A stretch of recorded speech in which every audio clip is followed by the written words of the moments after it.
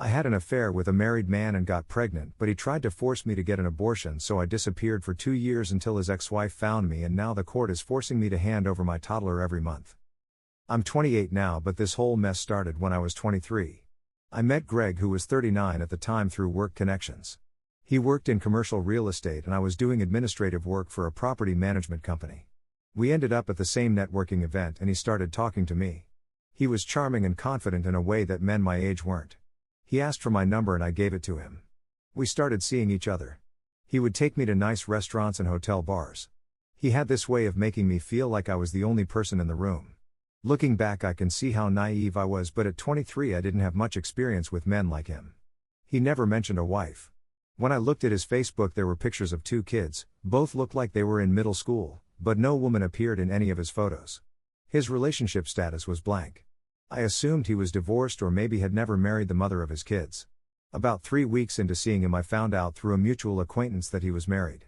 When I confronted him, he didn't deny it. He told me that he and his wife had an arrangement. They were married on paper but lived separate lives. He said they were waiting until the kids were older to officially divorce because it would be easier on them. He also mentioned they co-owned a property management business together, and dissolving that while the kids were still teenagers would be complicated. He made it sound very practical and reasonable. I should have ended things right there. I knew it was wrong. But I was 23 and he was giving me attention that felt addictive. He would show up at my apartment with flowers. He took me to a weekend trip to the coast. The physical attraction was strong and I convinced myself that if they really were just staying together on paper, then maybe it wasn't so terrible. I kept seeing him. This went on for about 14 months. During that time I got careless. He didn't like using protection and I let him talk me into not being careful. I was on birth control, but I missed pills sometimes. When I found out I was pregnant, I sat in my bathroom for an hour staring at the test. Part of me was terrified, but another part felt something I didn't expect. I wanted to keep it. I told him a few days later. We were at his car after he picked me up from work. His face went completely blank when I said the words. Then he started talking very fast about how this couldn't happen. He said he couldn't have another child. He said his wife thought they were trying to work things out, and if she found out about a baby it would destroy everything. He offered to pay for an abortion and said he would take me on a nice vacation afterward to help me recover. He even said he would buy me something expensive as a thank you. I agreed because I didn't know what else to do. We made the appointment for a Friday and he said he would pick me up Thursday night and we would drive to a clinic a few hours away where no one would recognize us. I packed a small bag. But that Thursday evening, while I was waiting for him to arrive, I started shaking. My hands wouldn't stop trembling. I grabbed my bag and drove to a cheap hotel near the highway. I turned my phone off for 2 hours. When I turned it back on, I had 7 missed calls from him. I sent him a text message. I told him I couldn't go through with it. I said I would keep the baby and I promised I would never contact him again. I promised I would never list him as the father on any documents and I would never ask him for money. I just wanted him to leave me alone. He responded within minutes. First he tried to be sweet and told me we could talk about it. When I didn't answer, he sent another message that was much different. He told me to never contact him again. He said if I ever showed up at his house or his office he would make sure I regretted it. Then he blocked my number. I kept my promise. I had my son, who I named Oliver, and I didn't list a father on the birth certificate. I moved back to my hometown, which is about 4 hours away from where Greg lives. My parents helped me get back on my feet. It wasn't easy being a single mother, but I managed. I got a job doing remote customer service and my mom watched Oliver during my shifts. By the time Oliver turned 2, we had a routine that worked. Then about 4 months ago I got a message request on Instagram from a woman named Patricia. Her profile picture showed a woman in her early 40s with dark hair. She said she was Greg's wife, or rather his ex-wife now, and she wanted to talk to me. She said they had divorced 6 months earlier. She said her main reason for reaching out was that she wanted Oliver to know his half-siblings. She said her 2 children were 16 and 14 now and they knew about Oliver. I didn't respond for almost a week. I didn't know what to say. Finally I sent her a message back saying I would be willing to do a video call because I needed to make sure she was really who she said she was. We set up a time for the following Sunday. When the video call connected, I recognized her immediately from photos I had seen years ago on Greg's desk at work. She looked tired, but she smiled when she saw me. I started apologizing right away. I told her I was sorry for the affair and that I had known he was married. She stopped me and said it was okay. She said Greg was the one who was married and he was the one who owed her loyalty, not me. She said she forgave me, then she told me things I didn't know. She said she found out about me through old emails and text messages she discovered after I had already stopped seeing him. She said I wasn't the only one. There had been others over the years. She said she had suspected but never had proof until she started digging. She said she confronted him about the affairs and he admitted to some of them but not all. She decided to stay married because of the kids and the business. But then she found out about Oliver. She said that was different. She said finding out he had a child with someone else was the thing she couldn't get past. That was what made her file for divorce. She talked for a long time about their marriage and how they had met in college and built the business together. It was uncomfortable listening to all of it. I just sat there nodding. She brought up the sibling issue again. She said her kids wanted to meet Oliver. She said they were upset with their father for not being involved in their little brother's life. I told her I wasn't comfortable with that. Oliver was only 2. He didn't understand any of this. I said maybe when he was older but not right now. The conversation ended and I thought that would be it. But 2 weeks later she sent me another message. She said Greg had been in a car accident about a month prior. He had been hit by someone who ran a red light and he fractured his hip and injured his back. He was recovering but he was stuck at home and couldn't drive or do much on his own. Patricia said she had temporarily moved back into the house to help him because their kids couldn't manage his care on their own. Then she said the accident had changed him. She said he kept talking about Oliver and saying he wished he had been there for him. She said he wanted to meet his son. She said he wanted to be involved now. I read the message 3 times. Then I deleted my Instagram account. Something about it felt wrong. Like maybe Patricia had been sent to soften me up. Like maybe this whole apology and forgiveness thing had been a setup. A week after that a letter arrived at my parents' house where I was living. It was handwritten and it was from Greg. He wrote that he had made a terrible mistake. He said he wanted to know Oliver and be a father to him. He said he wanted to provide financial support. He asked me to sign a paternity affidavit that was enclosed with the letter so he could start paying child support without needing to go to court. I didn't sign it. I remembered how he had threatened me when I was pregnant. I remembered the way he had tried to bribe me into getting rid of Oliver. My father said I needed to get a lawyer. So I did. I told the lawyer everything and she said any communication needed to go through her office from now on. Greg didn't like that. 2 weeks later I got served with court papers.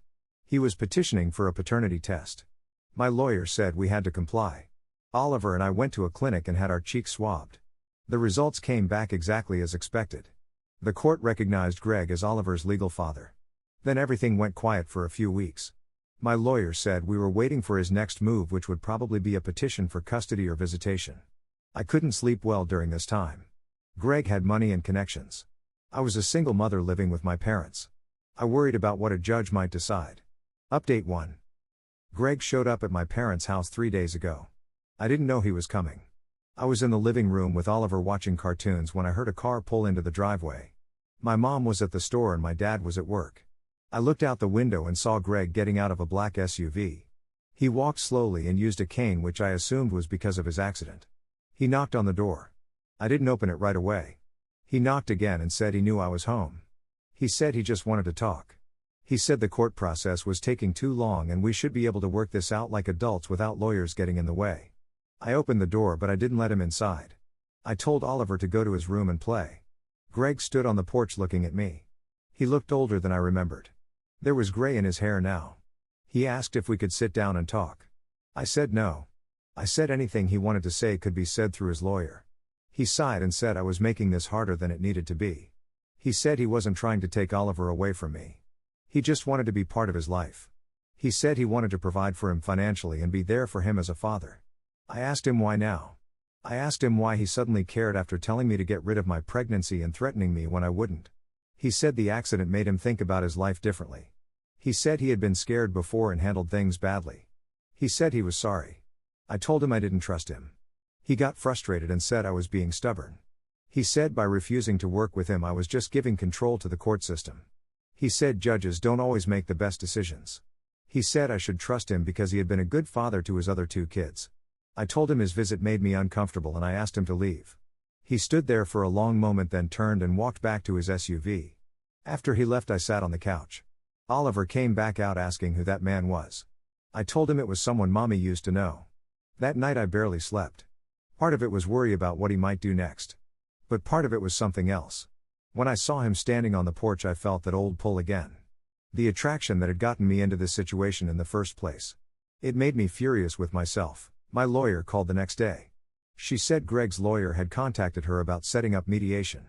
She said we could refuse, but it might look bad to a judge if we seemed unwilling to cooperate. She advised accepting the mediation. So I did. The mediation happened last week. It was held at a neutral office with a mediator present. Greg was already there when I arrived. He nodded at me but didn't say anything at first. The mediator explained how things would work and asked us each to share what we were hoping to achieve. Greg said he wanted to build a relationship with Oliver. He said he understood he couldn't just jump in as a full-time father given the circumstances. He said he was willing to start slow with supervised visits. He said his ultimate goal was to have Oliver spend weekends and school breaks with him once they had built trust. I said I wanted what was best for Oliver, but I was concerned about introducing someone unstable into his life. The mediator asked what I meant by unstable. I mentioned how Greg had reacted to my pregnancy and the threats he made. Greg's lawyer interrupted and said we were here to talk about the future, not relitigate the past. The mediator agreed and moved the conversation forward. After 2 hours of back and forth, we reached an agreement. Greg would have supervised visitation with me present for the first 6 months. This would be twice a week for 2 weeks each month, so 4 visits total per month. Plus 2 video calls per week. All visits would take place in my area since Oliver was so young. After 6 months the visits would become unsupervised, but Greg still wouldn't be allowed to take Oliver out of the area. After a full year we would have another mediation to discuss next steps. We also discussed child support. A formal order was being processed, but Greg said he wanted to help immediately. He wrote me a check right there for $5,000. He said it was to cover expenses until the official support started coming through. I took the check, but that night I couldn't stop thinking about it. I worried he might try to use it against me somehow in court. I asked my lawyer and she said it was fine to accept it, but if I was concerned I could return it. So I did. I mailed it back via certified mail with a note saying he could purchase items Oliver needed directly, but I wouldn't accept cash or checks from him. I don't know if that was the right decision, but it felt safer. The first supervised visit happened 4 days ago. Greg came to my parents' house. We sat in the living room and I brought Oliver in. Oliver hid behind my legs immediately. Greg got down on the floor and said hello. He introduced himself as Daddy. I hadn't prepared Oliver for that. I had tried to explain that a man named Greg was going to visit, but I hadn't used the word daddy because Oliver didn't know what that meant yet. Oliver wouldn't look at Greg. He wouldn't talk to him. He just stood pressed against my leg with his face turned away. Greg tried showing him a toy truck he had brought. Oliver ignored it. After 45 minutes Greg said maybe that was enough for the first visit. Before he left he made a comment about how Oliver seemed very attached to me and maybe it would be good for him to go to daycare or preschool to socialize more. I didn't respond. The second visit went similarly. Oliver still wouldn't talk to Greg or acknowledge him much. Greg was patient, but I could tell he was frustrated. He mentioned again that Oliver needed more exposure to other people. Then he said something about how much Oliver looked like him. It was true. Oliver had Greg's eyes and his nose. Greg seemed pleased about that. After that second visit Greg started messaging me outside of the parenting app we were supposed to use for all communication. He sent texts asking how Oliver was doing. He sent a message saying maybe I should bring Oliver to visit him so Oliver could see where Daddy lives.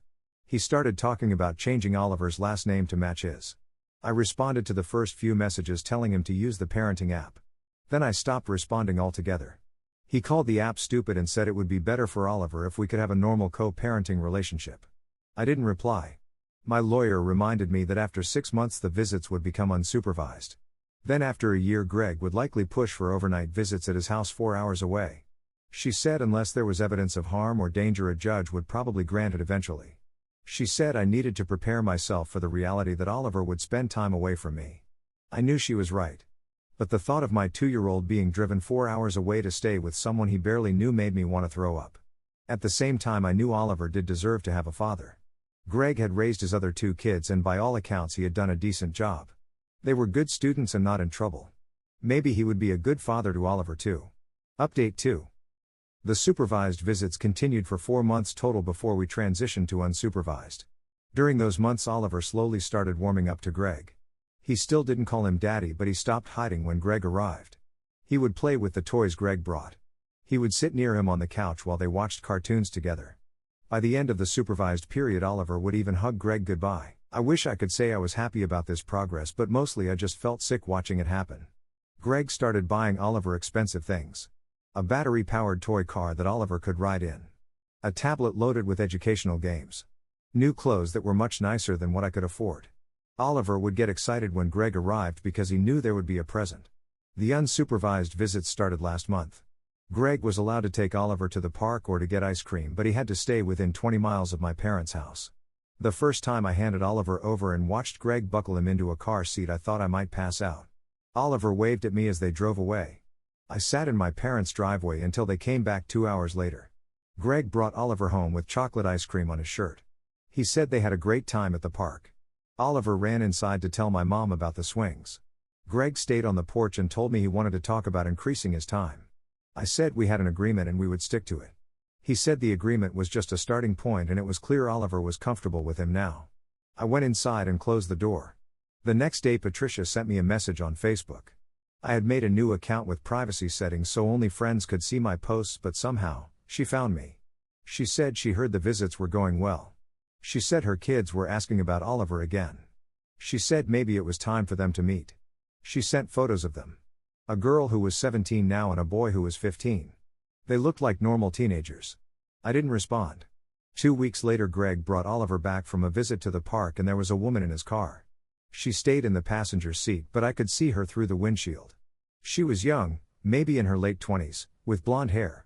Greg said goodbye to Oliver and didn't mention her. But Oliver said something about Miss Ashley helping him on the slide. That night I looked up Greg's Facebook for the first time in years. He had posted a photo from a restaurant with a woman tagged as Ashley Brennan. Her profile said she worked in marketing. She was 29. I counted back and realized Greg was 44 now. Some things never change. I mentioned Ashley to my lawyer. She said unless there was evidence Ashley was a danger to Oliver, there wasn't anything I could do about Greg having a girlfriend around during his parenting time. She said I might want to know who was around my son, but I couldn't control it. Last week Greg sent me a message through the parenting app. He said he wanted to discuss having Oliver for Christmas. Not just Christmas Day but Christmas Eve through the day after Christmas. A full 3-day visit at his house. I said no. I said our agreement stated he couldn't take Oliver overnight yet and we still had 2 months before our 1-year mediation. He replied that he wasn't asking permission, he was informing me that he would be filing a motion with the court to allow holiday visits. My lawyer said he could file whatever he wanted but the judge would probably stick to our original agreement since we weren't at the 1-year mark yet. Still, she said I should prepare for him to get overnight visits approved at our next mediation. She asked if I wanted to request that Ashley not be present during those visits. I said yes. Then 3 days ago something happened that made everything worse. Oliver came home from a visit and I was giving him a bath. I asked him if he had fun with Greg. He nodded. Then he said Daddy said Mommy took him away when he was a baby. I stopped scrubbing his back. I asked him what he meant. He said Daddy told him that he didn't get to know Oliver when Oliver was a baby because Mommy said no. I got Oliver out of the bath and dried him off. I put him to bed early. Then I sent Greg a message through the app. I said he was not allowed to talk to Oliver about the circumstances of his birth or make me sound like the villain. I said Oliver was 3 years old and didn't need to hear any of that. Greg responded within an hour. He said he hadn't said anything bad.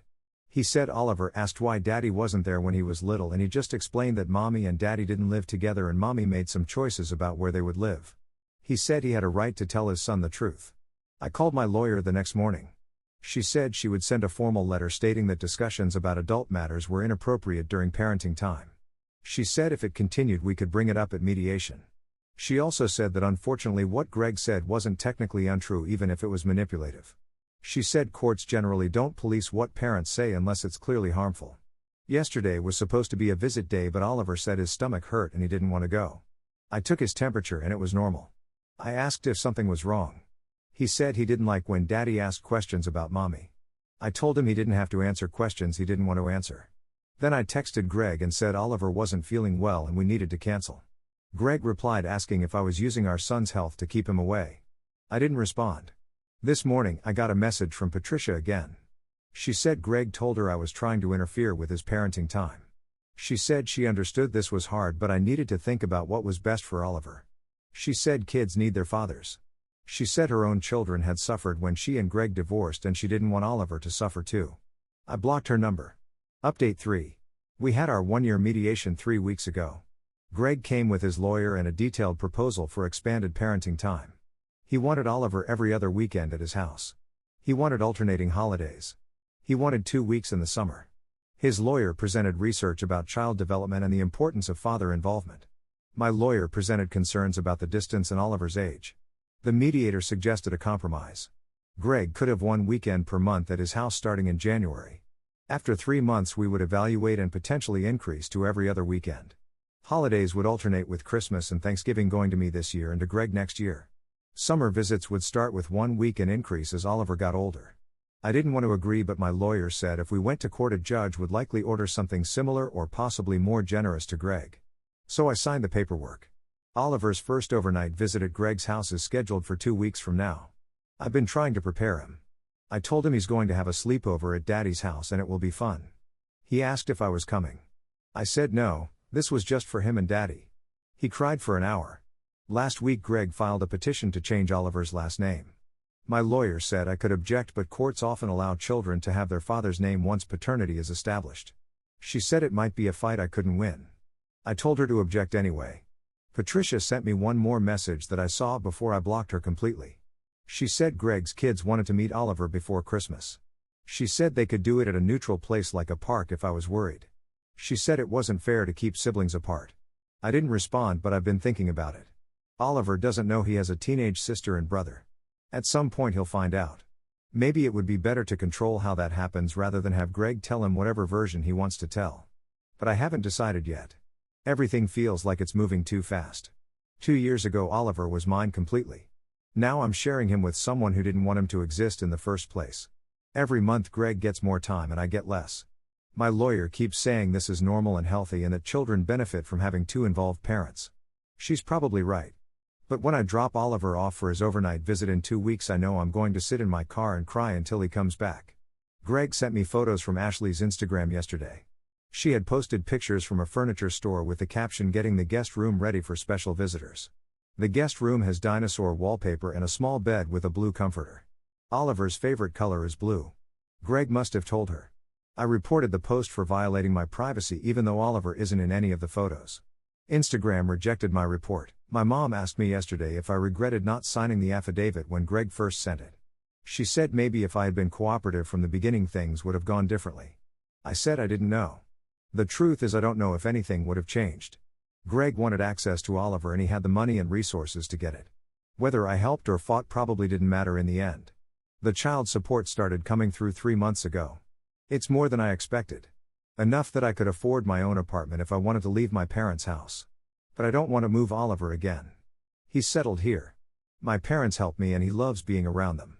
After he starts going to Greg's house every month, this will be his stable home base and I want to keep it that way. Oliver asked me yesterday if Daddy has a pool. I said I didn't know. He said Ashley told him they were going to swim when he comes to visit. It's November. I asked if Daddy's house has an indoor pool and he said yes. Of course it does. I have 15 days until Oliver's first overnight. I've packed and repacked his bag 4 times.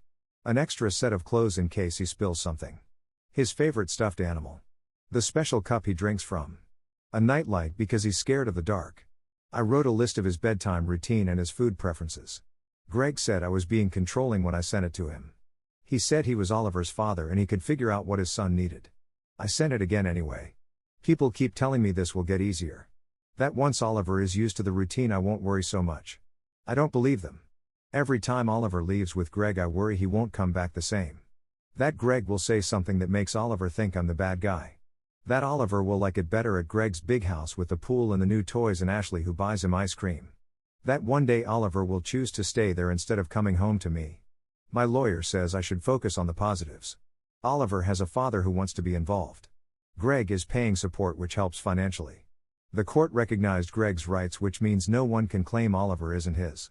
But none of those positives change the fact that I have to hand my 3-year-old to someone I don't trust and watch them drive away. And next month I'll do it again. And the month after that. For the next 15 years until Oliver is grown. That's the reality I'm living with now.